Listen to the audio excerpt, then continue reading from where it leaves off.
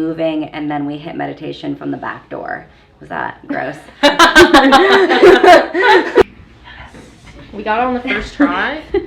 Today, I didn't like that. I like curtsy. Oh, and then I also sent you the link to the Post-Gazette. I don't know if you saw it. Hey guys, if you didn't see the article in the Post-Gazette, here's the finished fitting room. Today, we're going to be doing an interview conversation with Laura, owner of Meraki Studio, and Rebecca, owner of Pure Forme Training.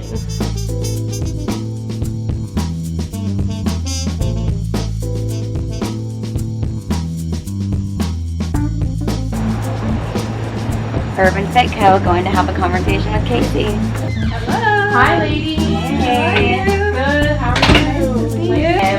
This is Rebecca, owner of Pure Forme Training, and Laura, owner of Meraki Studio. And we're going to talk about all things fitness today. What's your philosophy on health, fitness, and wellness? So I'm all about getting women to listen to their bodies and honor their energy. Sometimes we're really high energy, sometimes we're really low, and kind of honoring all of that. And I would say most importantly, chilling out, getting them to slow down, not be at a fast pace at all times.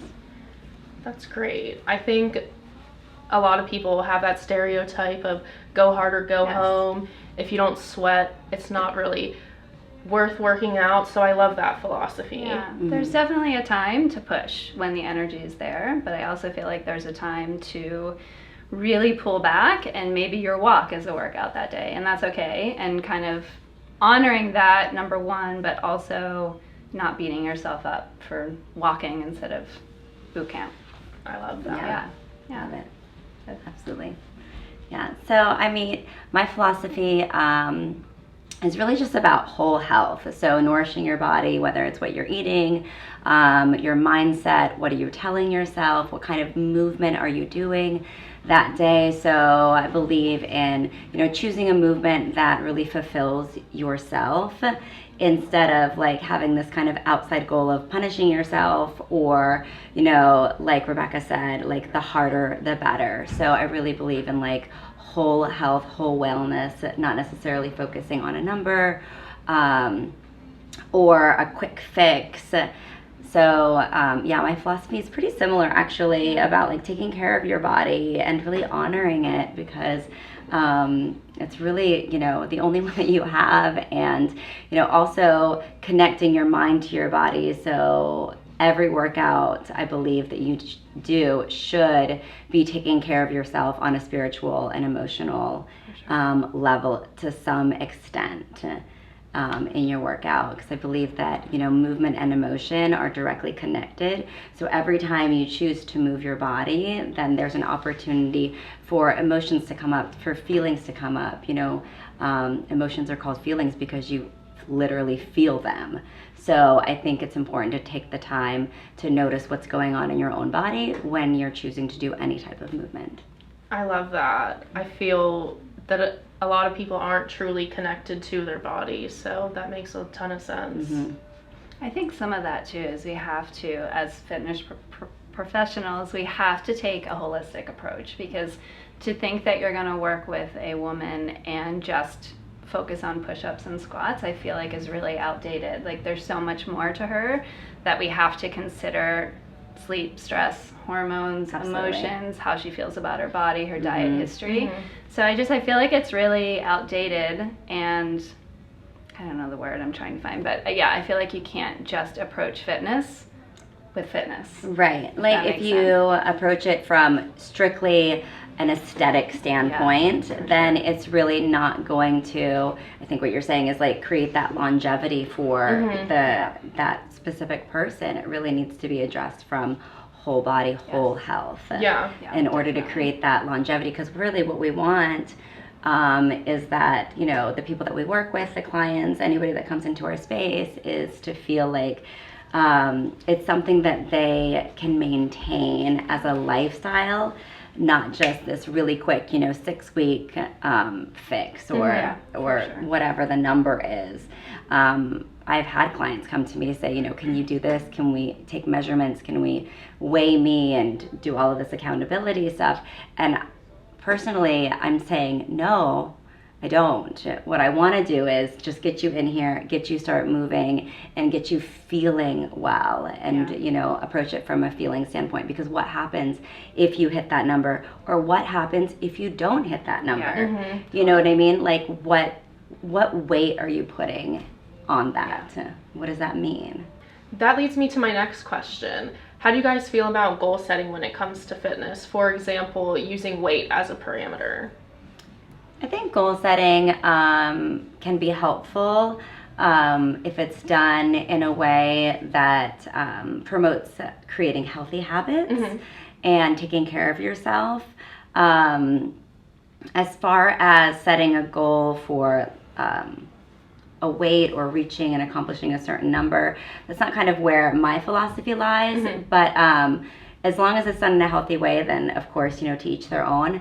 I do feel like, just creating a connection to yourself emotionally and mentally and spiritually is a little bit more important than a number on a scale. Yeah, totally. Yeah, I agree. And I'd say my philosophy is similar. I'm always asking why, like getting super annoying with my clients when they might give me something generic, such as, I want to feel really healthy, or I want to feel strong. I'll keep asking them, so what does that mean to you? Like, what does feeling really strong mean? And usually when you keep digging, something very specific comes out. Like, I want to be able to pick up my grandchild or something. So I'm the same way. If they mention fat loss, I'll ask why, but I tend to focus more on the other stuff, the other, like wanting to be healthy, wanting to feel strong.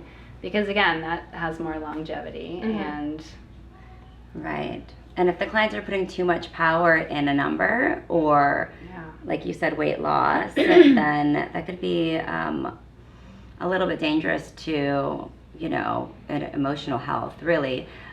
Because if they're feeling like they're going to be more valuable if they weigh a certain number, or they'll be more powerful if they weigh a certain number, then that can be a little unhealthy.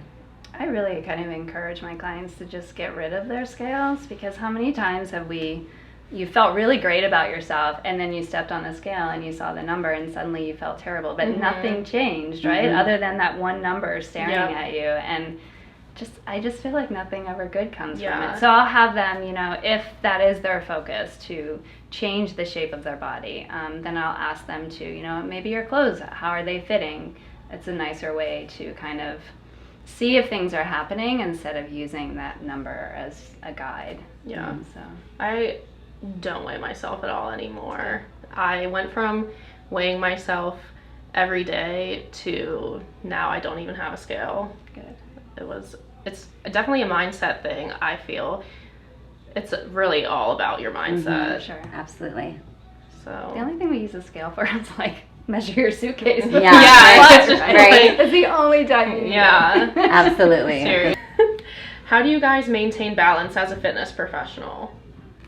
Yeah, I think that's a really great question, because it's assumed that we live a certain lifestyle because we're in this industry, and it's definitely something that I've had to work on over the last couple of years. I had some adrenal fatigue issues because I was always pushing really hard, and it's really forced me to slow down, which is why I think I stress chilling out so much with women, because I see women all kind of doing too much all at once.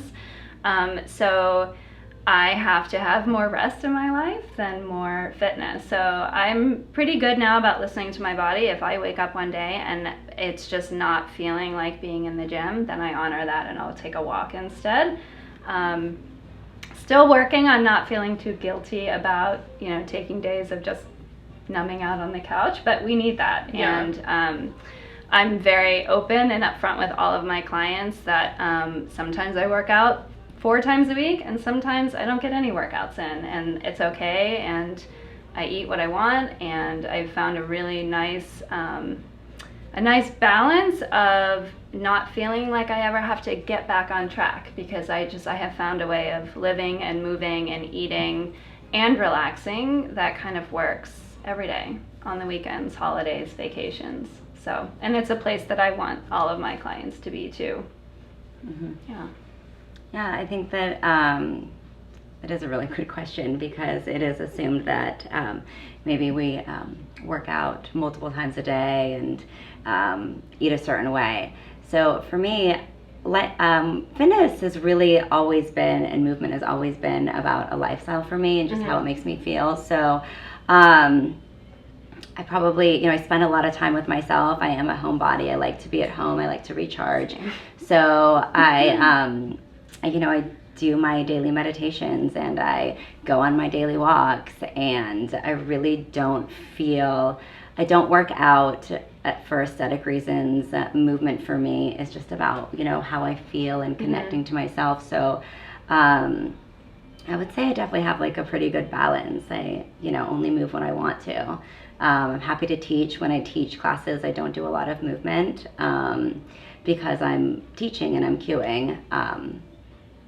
When it comes to that, and as far as food goes, I eat the foods that make me feel good, and I don't have any kind of diet or anything that I go with. I have, just eat whatever makes me feel good.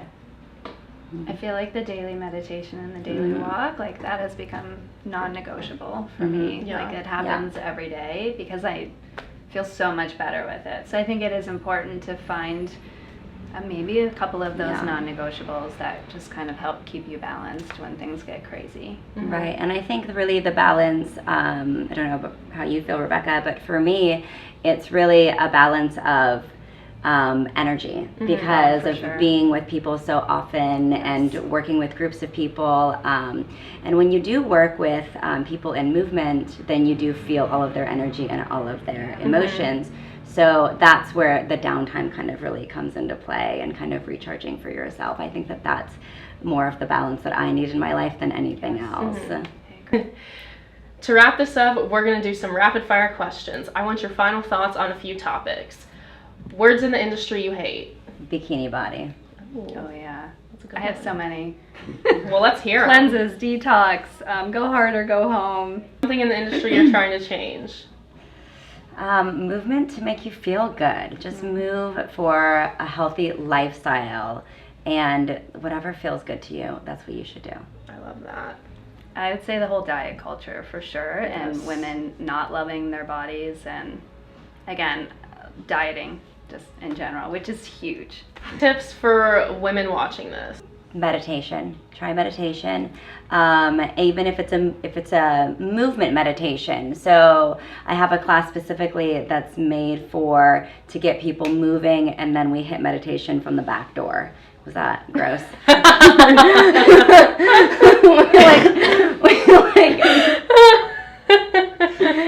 We revert back ourselves into meditation. So yeah, we start with movement, so that kind of stirs things up, and that gets you connected to your mind. So I would say meditation. And another tip I would say, again, find a movement that you love, that you can stick with, because it's about longevity. It's not about, this like 30-day quick fix. So do whatever makes you feel good about your body. I agree with the meditation, but just to change it up a little bit, I'll say chilling out. I think women need to find time in their day to chill out, and if that means going into your bathroom and staring at a wall for 5 minutes, then that's what you do. Like whatever you can do to slow down. Okay, a daily walk for sure. Even again, if it's just 5 or 10 minutes, longer better, but it's okay if that's all you can get in. And third, I would say strength training for women, because as we hit age 30, we start to lose muscle mass, and I think that contributes to a lot of problems as we get older. So I would say you have to strength train. Yeah. That's our conversation today. Thanks for watching Urban Chick Chat. Much, ladies, for coming out to the store today and talking about all things fitness. I really appreciate it. Thanks for having us. Yeah. It's been great